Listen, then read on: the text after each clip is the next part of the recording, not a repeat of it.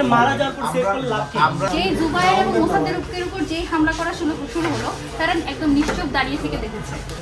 প্রতিদিন অনেক ঝামেলা হয়, শাহবাগের মোড়ে আন্দোলন, এই সেই, প্রতিদিন 200-300 পুলিশ এখানে রিজার্ভ থাকে, ম্যাক্সিমাম দিন সবসময়।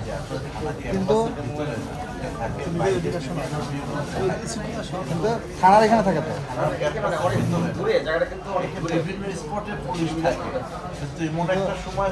থানায় সবসময় থাকে।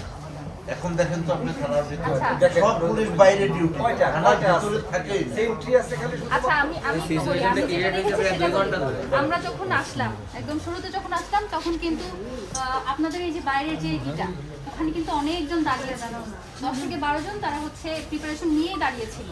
যে জুবায়ের এবং মোসাদ্দেকের উপর যে হামলা করা শুরু হলো তারা একদম নিশ্চুপ দাঁড়িয়ে থেকে দেখেছে। তো এটা মানে আপনারা আপনাদের ডিউটির কথাও যদি ভুলে যান, মানবিক জায়গা থেকেও তো মানুষের জন্য আগে আসে। এগুলো আমরা অ্যানালাইসিস করব। এখন আপনি একটা আপনাদের তথ্য তো দিলেন, সিসিটিভি ফুটেজ আছে, আমরা তো এই রুমেই বসেছিলাম, এই রুমে ঢুকে আমি এসে একটা প্রশ্ন করি, সেটা হলো এটা তো আপনার থানা, আপনার দায়িত্বে রয়েছে, ওই থানার নিরাপত্তা নিশ্চিত করা অবশ্যই আপনার দায়িত্ব। যেহেতু আপনি নিরাপত্তা নিশ্চিত করতে ব্যর্থ হয়েছেন, এই দায়িত্বটা কি আপনার কিনা? না এটা তো নিরাপত্তা তো নিশ্চিত আমরা করেছি। নিরাপত্তা তাহলে হামলা হলো কিভাবে?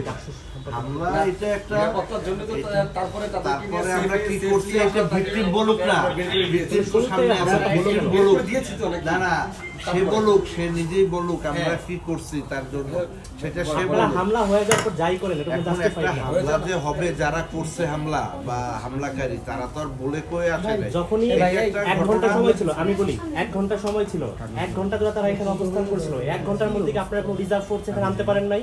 হ্যাঁ আনছি, নাকি আপনি ইচ্ছাকৃতভাবে থানা খালি ছালে করে দিয়েছেন তাদের জন্য? আপনি মারা যাওয়ার পর সেভ করলে লাভ কি? আমরা তারপরে আপনাদের নিরাপত্তার জন্য ওই যে ছেলেটা যে জিডি করতে আসছিল